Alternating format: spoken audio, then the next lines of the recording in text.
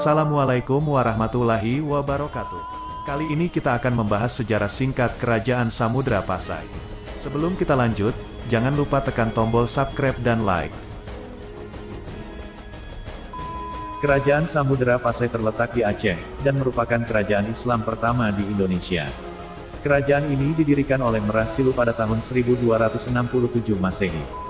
Bukti-bukti arkeologis keberadaan kerajaan ini, adalah ditemukannya makam Raja-Raja Pasai di Kampung Gedong, Aceh Utara. Makam ini terletak di dekat reruntuhan bangunan pusat Kerajaan Samudra di Desa Beringin, Kecamatan Samudra, sekitar 17 km sebelah timur Lok Semawe. Di antara makam Raja-Raja tersebut, terdapat nama Sultan Malik Al-Saleh, Raja Pasai pertama. Malik Al-Saleh adalah nama baru Merak Silu setelah ia masuk Islam, dan merupakan Sultan Islam pertama di Indonesia. Berkuasa lebih kurang 29 tahun, tahun 1297 sampai tahun 1326 Masehi. Kerajaan Samudra Pasai merupakan gabungan dari Kerajaan Pasai dan Perlak, dengan Raja pertama Malik Al-Saleh. Seorang pengembara Muslim dari Maghribi, Ibnu Battuta sempat mengunjungi Pasai tahun 1346 Masehi. Ia juga menceritakan bahwa ketika ia di Cina, ia melihat adanya kapal Sultan Pasai di negeri Cina. Memang, sumber-sumber Cina ada menyebutkan bahwa utusan Pasai secara rutin datang ke Cina untuk menyerahkan upeti. Informasi lain juga menyebutkan bahwa Sultan Pasai mengirimkan utusan ke Quilon, India Barat pada tahun 1282 Masehi. Ini membuktikan bahwa Pasai memiliki relasi yang cukup luas dengan kerajaan luar. Pada masa jayanya, Samudra merupakan pusat perniagaan penting di kawasan itu, dikunjungi oleh para saudagar dari berbagai negeri, seperti Cina, India, Siam, Arab dan Persia. Komoditas utama adalah lada. Sebagai bandar perdagangan yang besar, Samudra Pasai mengeluarkan mata uang emas yang disebut dirham. Uang ini digunakan secara resmi di kerajaan tersebut. Di samping sebagai pusat perdagangan, Samudra Pasai juga merupakan pusat perkembangan agama Islam. Seiring perkembangan zaman, Samudra mengalami kemunduran, hingga ditaklukkan oleh Majapahit sekitar tahun 1360 Masehi. Dan pada tahun 1524 Masehi ditaklukkan oleh Kerajaan Aceh. Struktur pemerintahan Samudra Pasai. Pimpinan tertinggi kerajaan berada di tangan sultan yang biasanya memerintah secara turun-temurun. Di samping terdapat seorang sultan sebagai pimpinan kerajaan, terdapat pula beberapa jabatan lain, seperti menteri besar, perdana menteri atau orang kaya besar, seorang bendahara, seorang komandan militer atau panglima angkatan laut yang lebih dikenal dengan gelar laksamana, seorang sekretaris kerajaan, seorang kepala mahkamah agama yang dinamakan kadi, dan beberapa orang syah bandar yang mengepalai dan mengawasi pedagang-pedagang asing di kota-kota pelabuhan yang berada di bawah pengaruh kerajaan itu. Biasanya para syah bandar ini juga menjabat sebagai penghubung antara sultan dan pedagang-pedagang asing. Kehidupan politik. Kerajaan Samudra Pasai yang didirikan oleh Merak Silu bergelar Sultan Malik Al-Saleh atau lebih dikenal dengan nama Malikus Saleh, sebagai raja pertama yang memerintah pada tahun 1285 sampai tahun 1297 Masehi.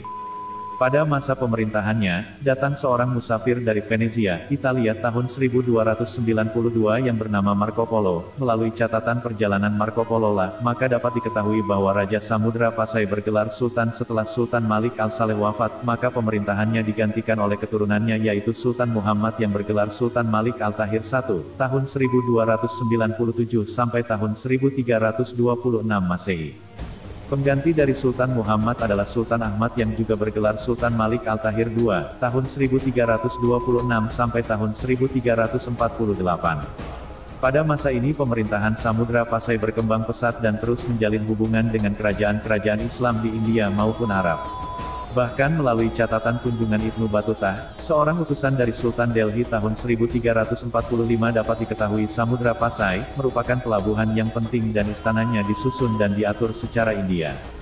Dan patihnya bergelar Amir. Pada masa selanjutnya, pemerintahan Samudra Pasai tidak banyak diketahui. Karena pemerintahan Sultan Zainal Abidin yang juga bergelar Sultan Malik Al-Tahir III. Tidak begitu jelas sejarahnya. Menurut sejarah Melayu, kerajaan Samudra Pasai diserang oleh kerajaan Siam. Dengan demikian karena tidak adanya data sejarah yang lengkap, maka runtuhnya Samudra Pasai tidak diketahui secara jelas. Kehidupan ekonomi. Dengan letaknya yang strategis, maka Samudra Pasai berkembang sebagai kerajaan maritim dan bandar transito.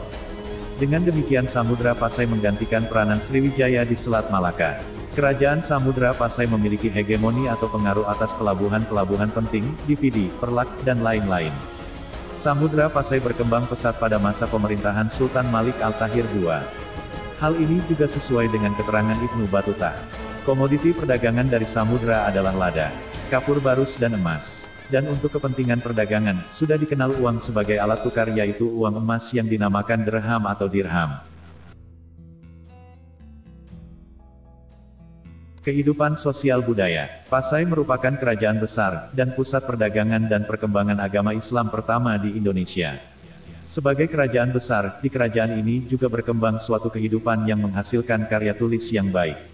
Sekelompok minoritas yang kreatif berhasil memanfaatkan huruf Arab yang dibawa oleh agama Islam untuk menulis karya mereka dalam bahasa Melayu. Inilah yang kemudian disebut sebagai bahasa Jawi, dan hurufnya disebut Arab Jawi. Di antara karya tulis tersebut adalah Hikayat Raja Pasai atau HRP. Bagian awal teks ini diperkirakan ditulis sekitar tahun 1360 Masehi.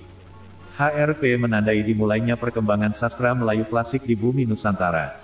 Bahasa Melayu tersebut kemudian juga digunakan oleh Syekh Abdurrauf Al-Singkili untuk menuliskan buku-bukunya. Sejalan dengan itu, juga berkembang ilmu tasawuf.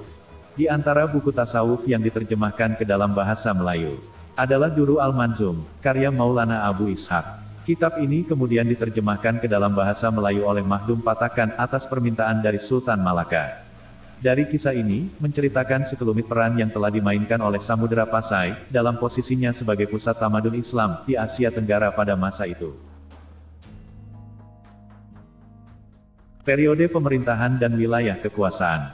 Rentang masa kekuasaan Samudra Pasai berlangsung sekitar 3 abad dari abad ke-13 hingga 16 Masehi. Dan wilayah kekuasaan Pasai mencakup hampir keseluruhan wilayah Asia Tenggara pada masa itu.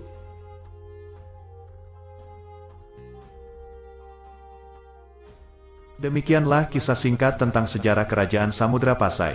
Bagi Anda yang menyukai video-video kami, silakan tekan tombol subscribe, like dan share videonya. Terima kasih. Wassalamualaikum warahmatullahi wabarakatuh.